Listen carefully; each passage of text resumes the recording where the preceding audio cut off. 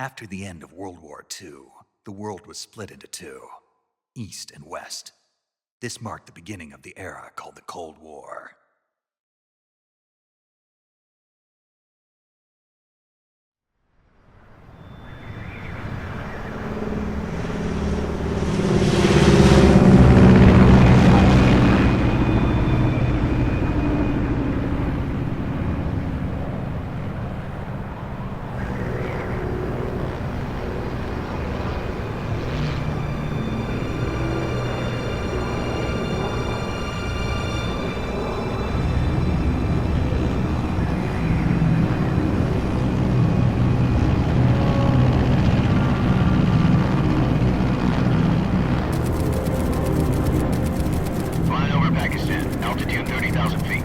Approaching Soviet airspace. 20 minutes to drop off. Commencing internal depressurization. Equipment check. Arm main parachute. All right. You ready to go? Drop zone still showing a high pressure mass. Cav okay. Good. We've got high visibility.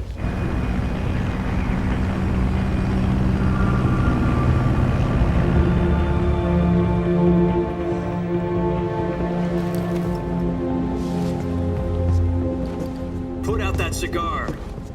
Connecting oxygen hose to interior connector. Put on your mask.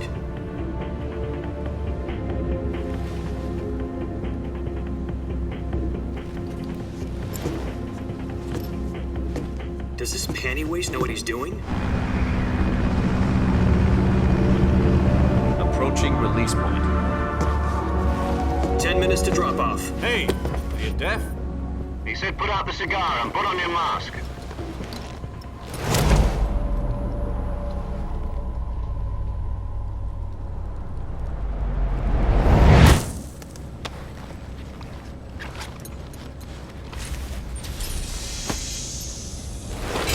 Depressurization complete.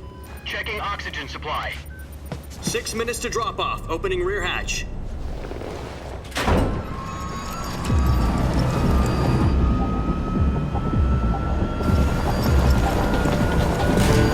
Sunrise.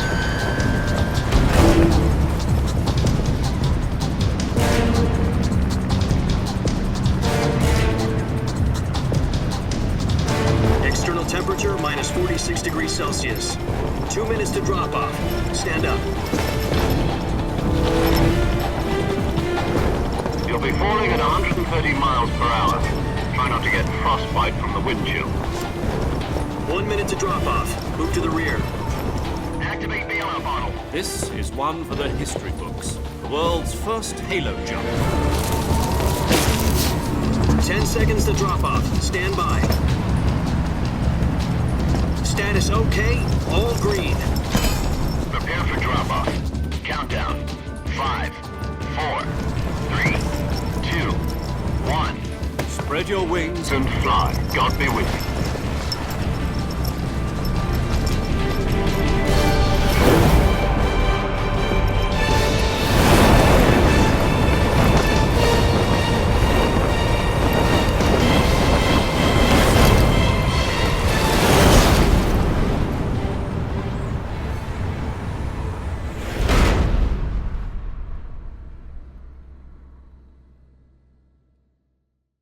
Jack, I've got some important news. The head of the CIA has finally given us the green light for the virtuous mission. Virtual mission? No, the virtuous mission. The future of our Fox unit depends on it. If it succeeds, we'll be officially organized into a unit. Virtuous mission? Sounds like some kind of initiation ritual. You know, don't get cocky. This isn't a training op. Right. So what exactly is this wonderful mission? Well, about 2 years ago, a certain Soviet scientist requested asylum in the West through one of our moles. His name is Nikolai Stepanovich Sokolov. He's head of the OKB 754 Design Bureau, one of the Soviets' top-secret weapon research facilities, and the East's foremost expert on weapons development. Sokolov? Isn't he that famous rocket scientist? The very same. On April the 12th, 1961, the Soviets achieved the first manned spaceflight in history. The Earth was blue, but there was no God. Well spoken. The rocket that carried Yuri Gagarin into orbit was the A-1, known as the Vostok rocket. Sokolov is said to be the man most responsible for the multi-engine cluster used in that rocket. After Gagarin's flight, Sokolov left rocket development to become the head of the newly established Design Bureau. From a lowly technician to head of a design bureau, that's quite a success story, so why do you want to defect? It seems he'd become afraid of his own creations. Afraid? Call it a crisis of conscience. And for that, he left his country and his family behind and went over the fence? Not exactly. One of his conditions was that his family was also to be taken safely to the west. We used a mole to get the family out first and succeeded in sneaking Sokolov over the Berlin Wall shortly afterwards. I was the one who conducted the operation. The security on the eastern side was still full of holes back then. Then what? We got Sokolov over in one piece, but the whole ordeal had left him exhausted, and we checked him into a hospital in West Berlin. It took him 2 weeks and more than 600 miles to get from the research facility in the Soviet Union to Berlin. He was in no condition to say anything coherent. And it was only a week later that we had something much bigger on our hands. The Cuban Missile Crisis. October the 16th, 1962, President Kennedy received word that the Soviets were in the process of deploying intermediate-range ballistic missiles in Cuba. The President demanded that the Soviets dismantle and remove the missiles. At the same time, he announced a naval blockade to prevent further missile shipments from reaching Cuba. But the Soviets didn't back down, instead placing their armed forces on secondary alert. Soviet transport ships carrying missiles continued on course towards Cuba. US and Soviet forces went on alert for an all-out nuclear war. Frantic negotiations were conducted through the UN's Emergency Security Council and unofficial channels to end the hair-trigger standoff. Finally, on October the 28th, the Soviet Union agreed to remove its missiles from Cuba, and so the world avoided a nuclear holocaust. But in order to get the Soviets to pull their missiles out, we had to make a deal. You mean the one where the US agreed to remove its IRBMs from Turkey? No. The Jupiter IRBMs deployed in Turkey were obsolete, and we were going to get rid of them anyway. They had no strategic value whatsoever to either the US or the Russians. The Turkey deal was a ruse, a cover story that was fed to the other intelligence agencies around the world. So what did the Russians really want? Sokolov. They wanted us to return Sokolov. You mean the Soviets pulled out of Cuba just to get their hands on Sokolov? That's right. What the hell was he working on? At the time, we had no idea. We were running out of time. It was either give up Sokolov or risk full-scale nuclear war. In the end, we had no choice. President Kennedy gave in to Khrushchev's demand. The next day, I got Sokolov out of the hospital, handing him over to agents on the eastern side. Sokolov kept on screaming, "Save me," until he disappeared from my sight. Then a month ago, we received some new information from one of our moles. About Sokolov? Yes. He was taken back to the research facility and forced to continue working on the weapon in question under KGB supervision. What's more, it's on the verge of completion. So what kind of weapon is it? Something to do with space rockets? No, missiles. Same technology. I guess you're right. We don't know the details, but it appears to be a new kind of nuclear device. For half a year now, the Soviets have been conducting frequent nuclear tests at Semipalatinsk. Something to do with the weapon, I assume. We're talking about a secret weapon so big that Khrushchev was ready to pull out of Cuba to get it back. Is Sokolov still in the facility? No. According to our intelligence, he's in Selinoyarsk, a place in the mountains about 3 miles to the west that's known as the Virgin Cliffs. The Virgin Cliffs. Nice name for a virtuous mission. They moved him there just recently. Why? Apparently, they're conducting a field test of the weapon, but it's our best chance to get him back. This mission would never have been possible if he was still in the research facility. This is our last chance. Sokolov must have known that too when he contacted us.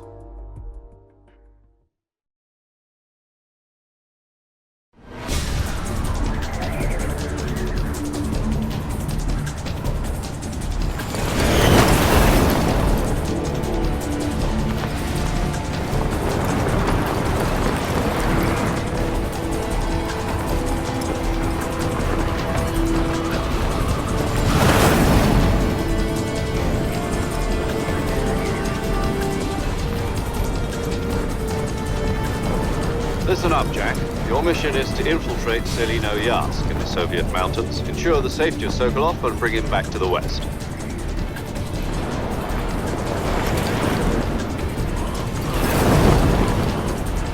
If we don't get Sokolov back before that weapon is complete, we'll be facing a major crisis. The clock is ticking.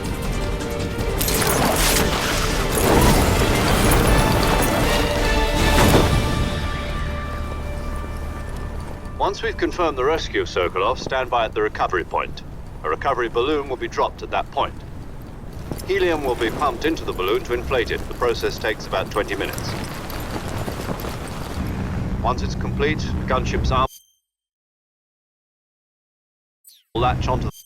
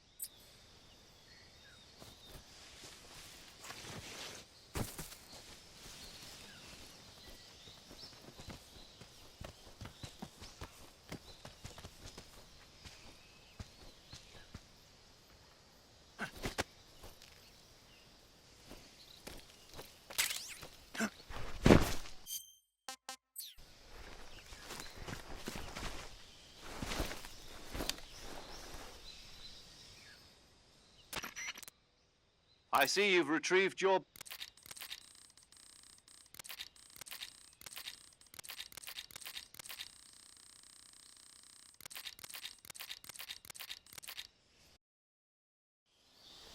Snake, try to remember some of the basics of CQC.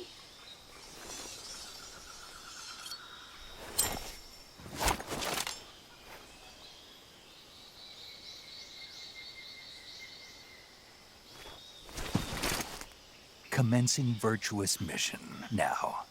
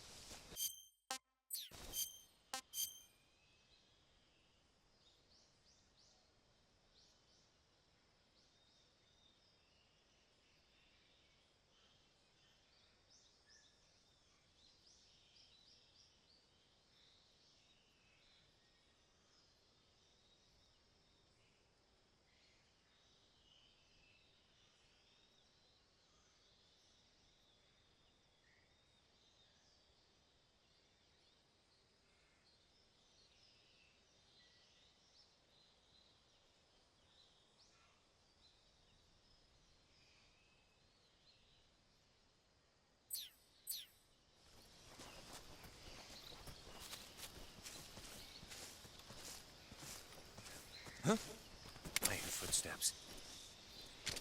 Huh? I hear footsteps.